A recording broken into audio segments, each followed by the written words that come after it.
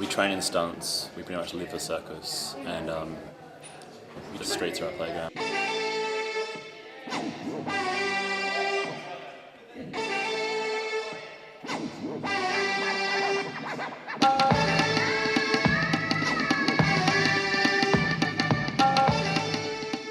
It's what we do for fun, and we're trying to make it our living, but like most things, or something that you really want to do, you can make it work, and it's easy to survive, it's just really hard to strive.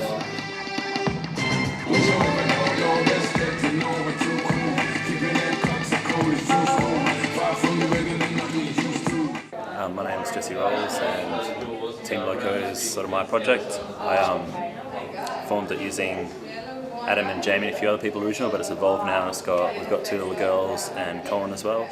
I used to do some training with Jesse when we were both at NICA. And I met Jesse through the gymnasium that I was working at and started training with him right when Team Loco started. And then from there we just started training after NICA and in parks and on the street, and then we got some more people in. And my role in Team Loco is just an all-round flyer, tumbling, acrobatics, juggling, pretty much whatever.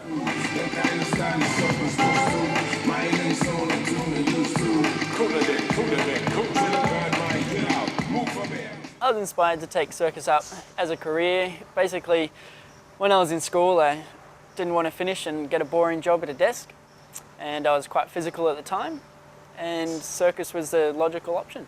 I even got to go to university and get a degree, so it made my parents happy too.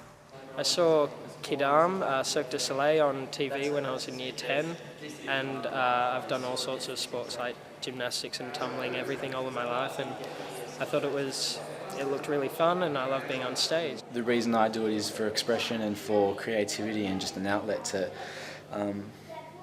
express myself. Getting involved in circus, I would have been 16 and a half.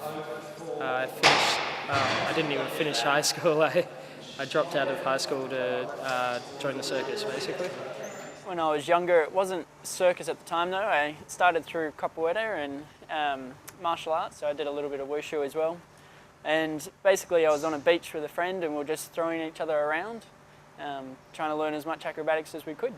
And did some performances with capoeira, and then learnt to juggle when a friend taught me when I was like 13, and kind of went from there. We celebrate like we don't care. Pump your fist in, stand your foot in. If you can't dance, just bring in your tootsie. All nations side for the rebel arrangement, rebel engagement, beats and the lover, balance and dance. Basically, Loco does a lot of corporate gigs, corporate performances, some festivals. There was quite a few groups in Melbourne that were really interested in putting on shows during Fringe, and none of them had a venue specific for circus, so we decided to pool together and just kind of coordinated all the groups in the venue.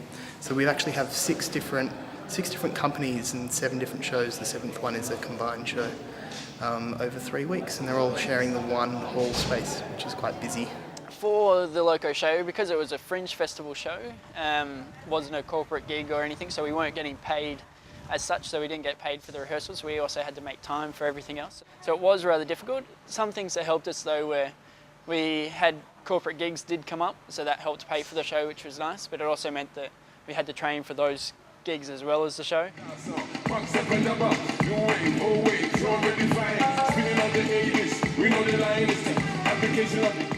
The skills we've been training for about 2 years, but we started putting this show together about 6 months ago. Yeah, 4 months this year I was on the road, which meant that I was organising things via email and phone calls. That was quite tricky.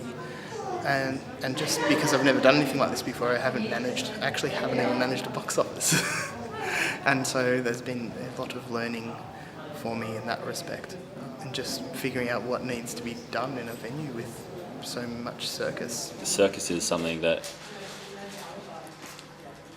I've always, especially when you're put in a position of power, which like I'm the one in charge of this, some days I just love it and other days I just want to give it all up because it never works 100% for you. Like there's so much that you put into a project like this, like time and emotion and stuff like that, and it takes quite a toll on you. Like when you're just performing like the other guys, they just have to give themselves a performance, and when they go home they can just switch off, but because I have to worry about insurance and registration fees and all these other things and ticket sales because we have to cover a certain amount, otherwise we're in debt. So I take a lot of the burden home with me, so it's really hard for me to just let it go. I only watch cartoons to let it go, but I really love doing it, but when the burden gets up, there's that 50-50, like sometimes you really, really love it and sometimes you just want to throw it all in.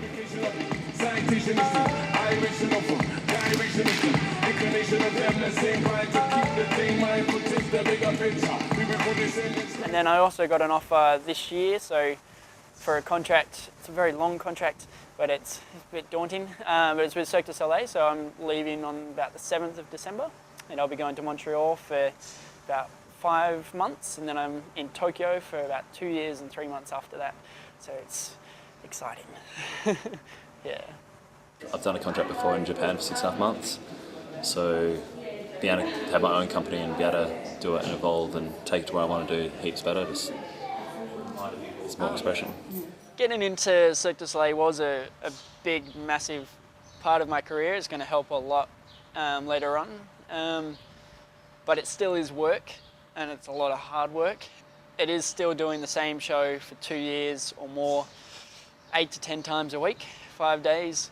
That's a lot of shows, a lot of difficulty trying to keep everything fresh as well.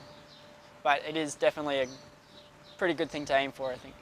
Professional work and joining a company and being part of Cirque du Soleil isn't really a priority for me. As long as I'm having fun, I think that's all I need, and I'm having fun with these guys, you know? Like, I've got everything I need right there. There's something in circus for everybody. Basically all you need to do is decide to do it and then train really, really hard, and don't listen to anyone that tells you that you can't do it, unless they've got words of wisdom telling you of how to do it. Listen to those ones. If you want to do it, do it. If you go in half-assed, you'll only get half-assed results. Give it 100% or just have fun.